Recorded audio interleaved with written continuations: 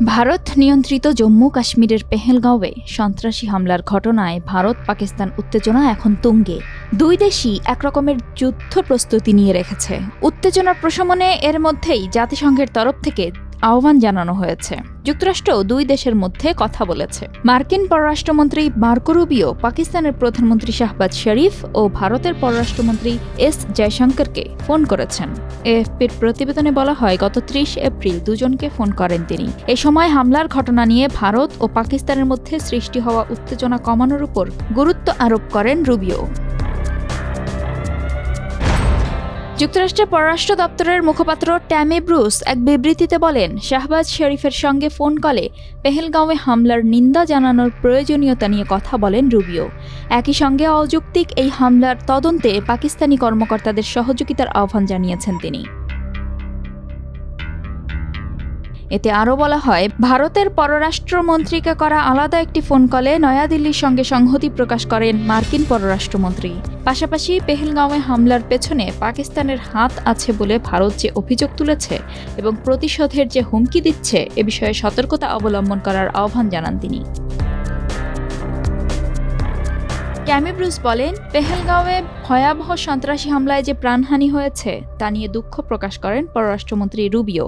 সন্ত্রাসের বিরুদ্ধে ভারতের সঙ্গে একজোট হয়ে কাজ করার যুক্তরাষ্ট্রের যে প্রতিশ্রুতি রয়েছে তাও পুনর্ব্যক্ত করেন তিনি। একই সঙ্গে উত্তেজনা কমাতে এবং দক্ষিণ এশিয়ায় শান্তি ও নিরাপত্তা বজায় রাখতে পাকিস্তানের সঙ্গে কাজ করার জন্য ভারতের প্রতি আহ্বান জানিয়েছেন তিনি। এদিকে পেহেলগাঁওয়ে হামলার ঘটনা ঘিরে ভারত পাকিস্তানের মধ্যে উত্তেজনা অব্যাহতভাবে বাড়ছে। ২৯ এপ্রিল দিবাগত রাতে কাশ্মীরের নিয়ন্ত্রণ রেখা LOCর কাছাকাছি এলাকা থেকে ভারতের ৪টি রাফাল যুদ্ধ বিমানকে পিছু হটিয়ে দেওয়ার দাবি করেছে পাকিস্তান। ইসলামাবাদের আশঙ্কা ২৪ থেকে ৩৬ ঘণ্টার মধ্যে পাকিস্তানে হামলা চালাতে পারে ভারত। তাই পরিস্থিতি মোকাবিলায় নিজেদের আকাশসীমার নিরাপত্তা ও বিমানবন্দরগুলোয় সতর্কতা জারি করেছে দেশটি। এরই মধ্যে ৩০ এপ্রিল পাকিস্তানের জন্য নিজেদের আকাশসীমা বন্ধ ঘোষণা করেছে ভারত। ক্রমবর্ধমান উত্তেজনার মধ্যে পাকিস্তানের উপপ্রধানমন্ত্রী ও পররাষ্ট্রমন্ত্রী ইসহাক দার ৩০ এপ্রিল ইসলামাবাদে এক যৌথ সংবাদ সম্মেলন করেছেন।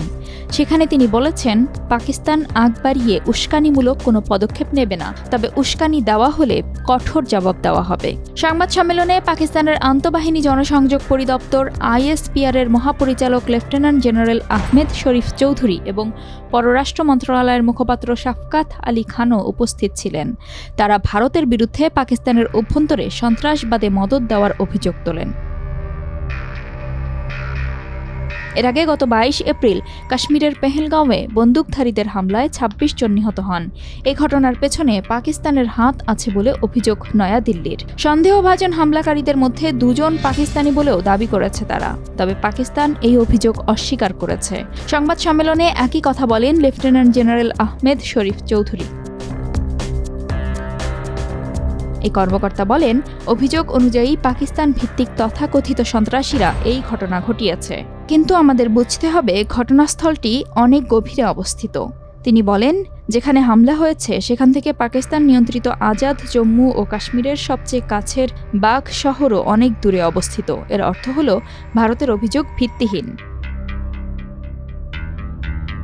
একই সুরে উপপ্রধানমন্ত্রী ও পররাষ্ট্রমন্ত্রী ইসহাক দার বলেন, পেহেলগাঁওয়ে হামলার পরিপ্রেক্ষিতে ভারতের তৈরি করা রাজনৈতিকভাবে উদ্দেশ্যপ্রণোদিত এবং অত্যন্ত উস্কানিমূলক পরিবেশ পুরো অঞ্চলের শান্তি ও স্থিতিশীলতা গুরুতর হুমকির মুখে ফেলেছে।